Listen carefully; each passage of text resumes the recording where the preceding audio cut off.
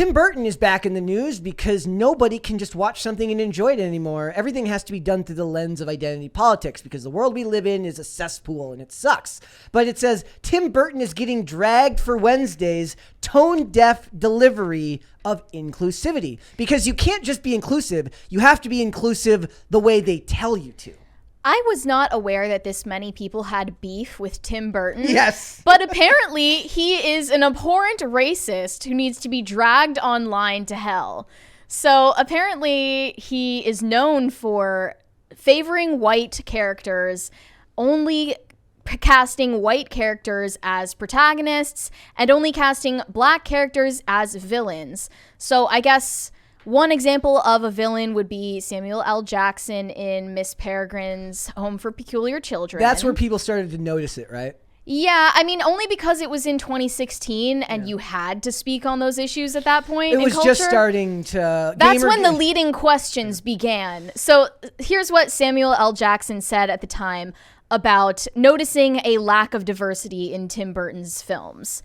I had to go back in my head and go, how many black characters have been in Tim Burton movies?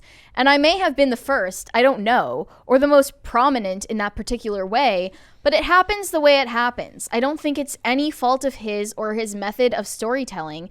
It's just how it's played out. Tim's a really great guy. So obviously there was no bad feeling between the two, and he didn't feel like he was being discriminated against on the set of a Tim Burton film.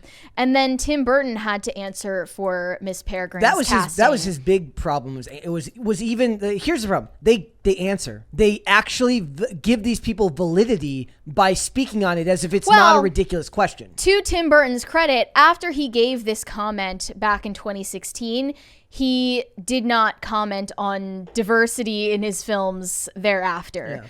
He said, nowadays, people are talking about it more. Things either call for things or they don't. I remember back when I was a child watching The Brady Bunch and they started to get all politically correct. Like, okay, let's have an Asian child and a black child. I used to get more offended by that than just... I grew up watching blaxploitation movies, right? I said, that's great. I didn't go like, okay, there should be more white people in these movies. So really, he just seems out of touch, or at least he doesn't know the media-friendly answer to give them, which is, I'm sorry, self-flagellation, and I will grow and learn. The problem here's my problem with a lot of this. What is actually just the way things were, they describe as intent.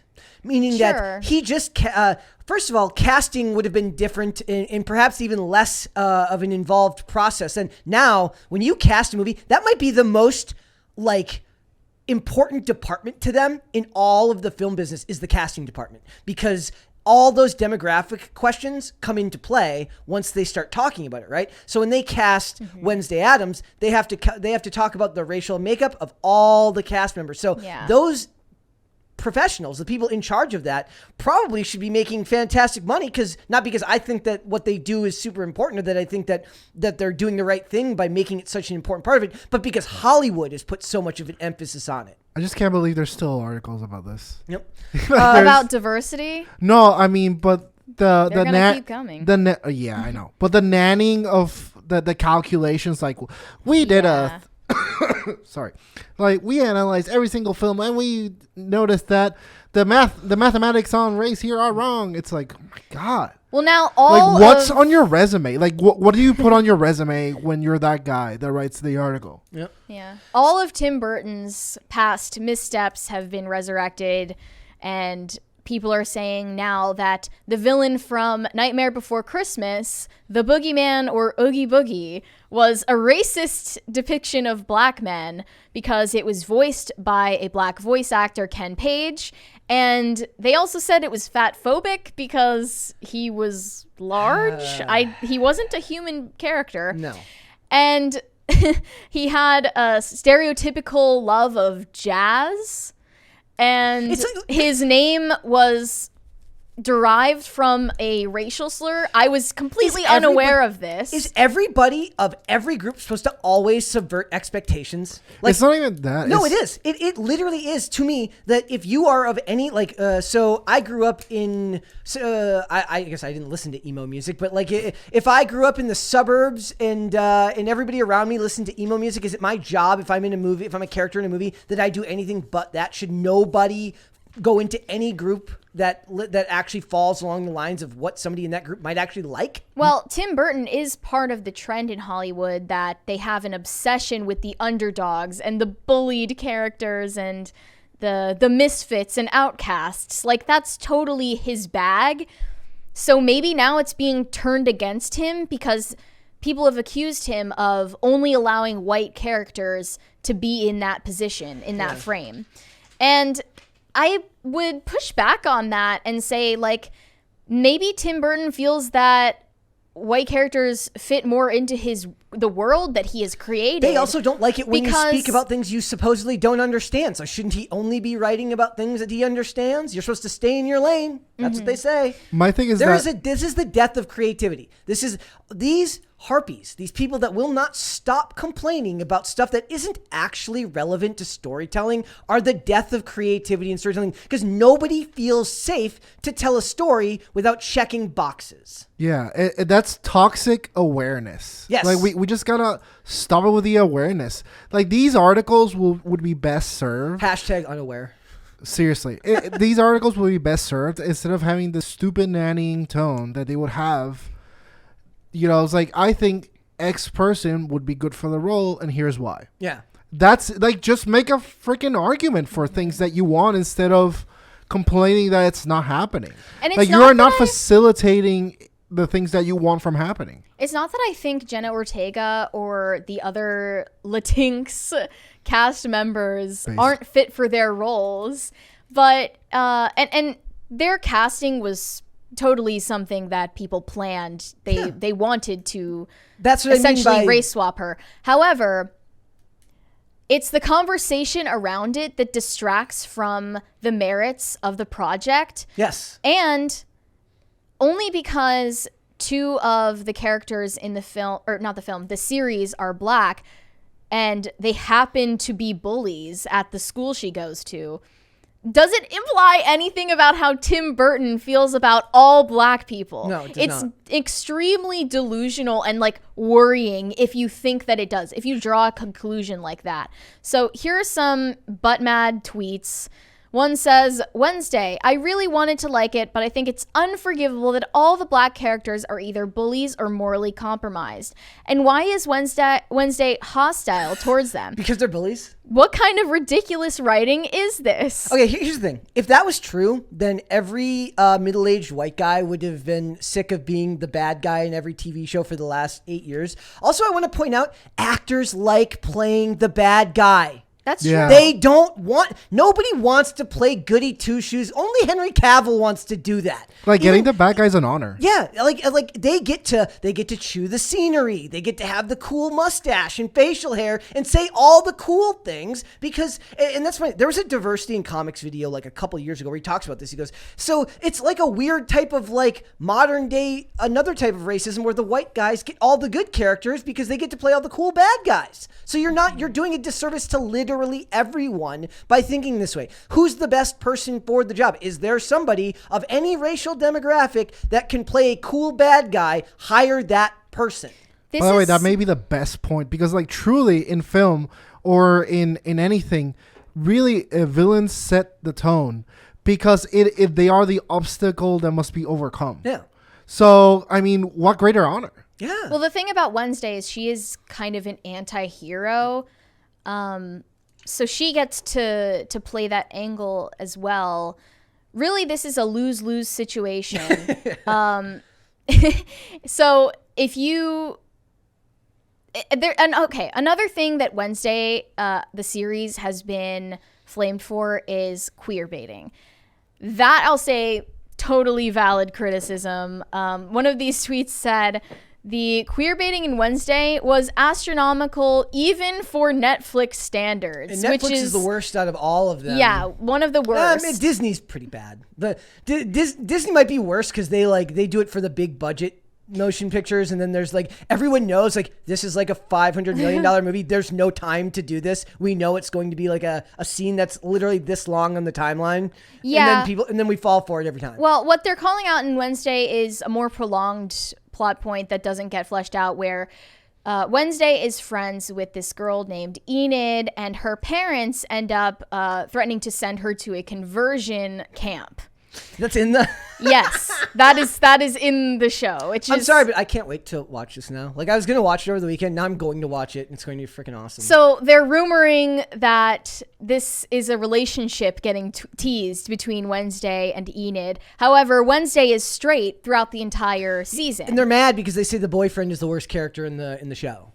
I mean, I have yet to see whether that's true, but yeah. Queerbaiting is just a cheap tactic to get viewership from a certain market that doesn't even appreciate what you're doing. So you're losing either way.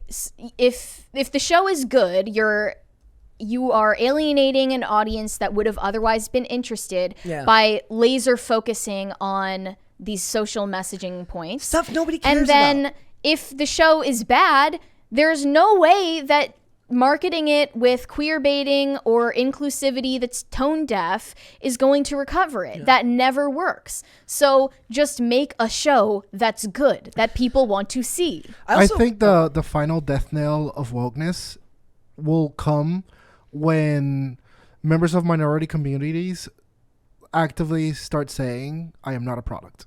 Yeah.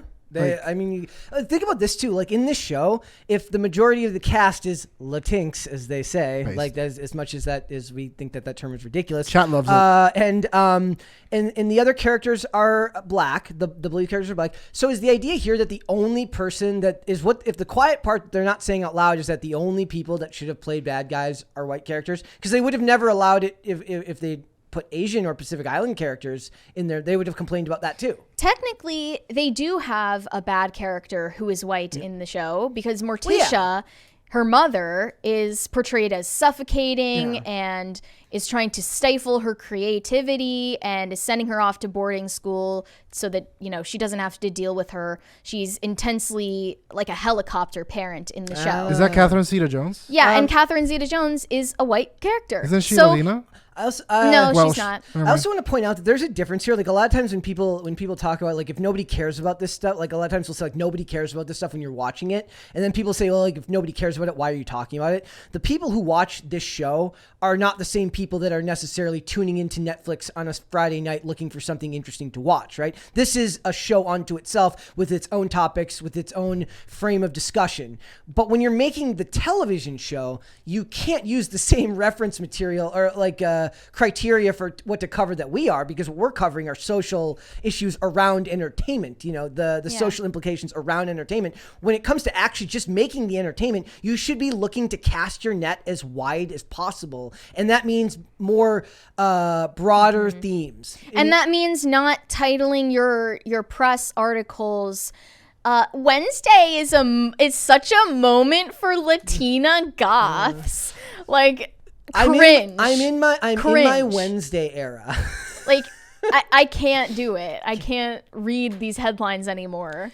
It's it feels like you guys think that we're in like the death knell of wokeness. I feel like what we're in right now is like this weird not yet. I feel like we're in this weird reprieve where people are just starting to like, I really do have friends now who are not akin to like not really aware of what's going on in Hollywood, who are just starting to notice, like oddly enough, usually through like regular TV, we were like, it's like one day they woke up and they're like, why is every show so we're not at a death knell yet. We're in the it just doesn't hit. Yeah, you know what I'm saying? We're at the point where it's like, you're a bigot. It's like, whatever, fine. Oddly enough, you said it 17 times. Who cares? That's where we're at. My friend was like, he said to him the moment he noticed it, he's like, I saw a character on a show and it was like a government organization.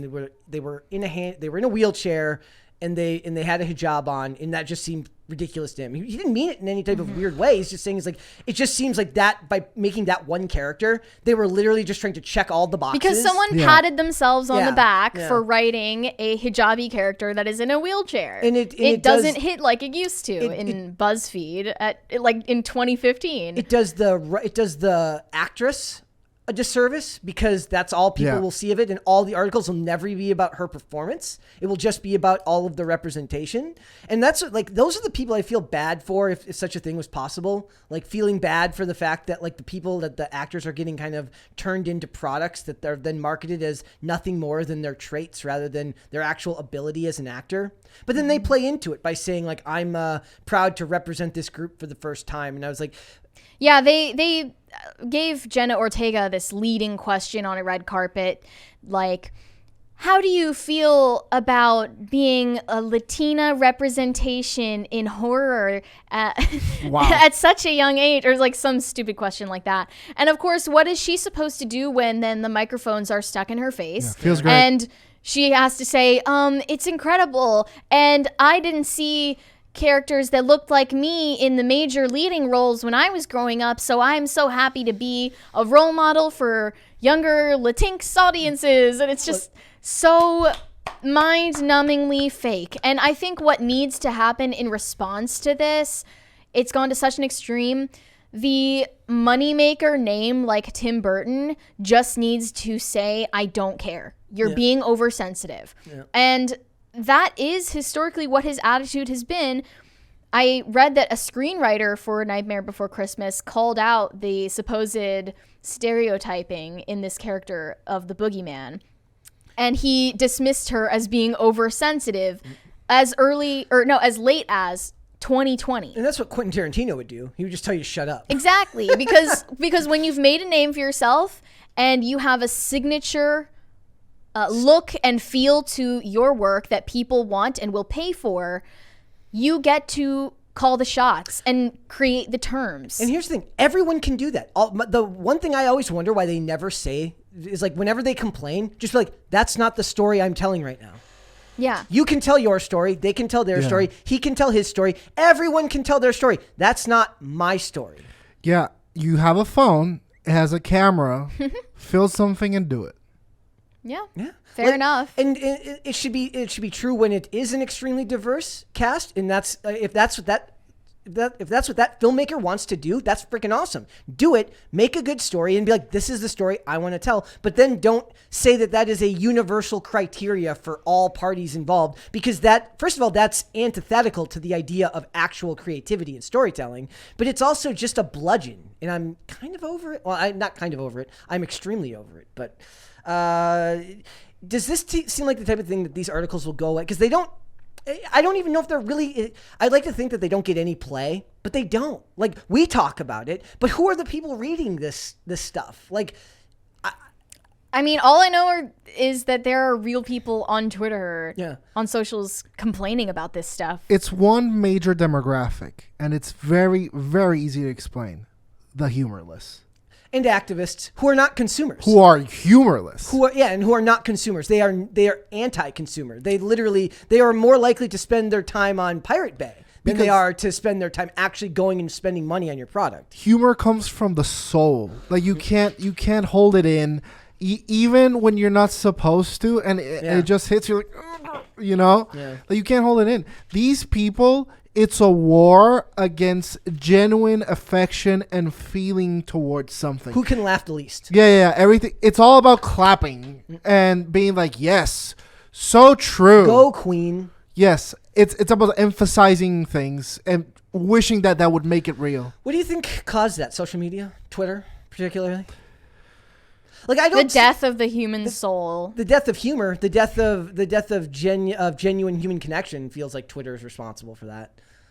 Maybe Elon is going to heal it. He'll fix it somehow. He'll create an AI program that will fix it. Something even creepier about the queerbaiting conversation is that this character is like 16. Yeah. Like, why do you want to watch? This is an infamous clip, so don't clip me again. But why do you want to watch teenage girls kiss each other? It's weird. You're weird if you think that is That's like Tumblr's fault. And if you're like a woman in her 30s who calls herself a sapphic and you're obsessed. what? They if they're lesbians, they call themselves sapphic. I feel What so is boomer. I don't know.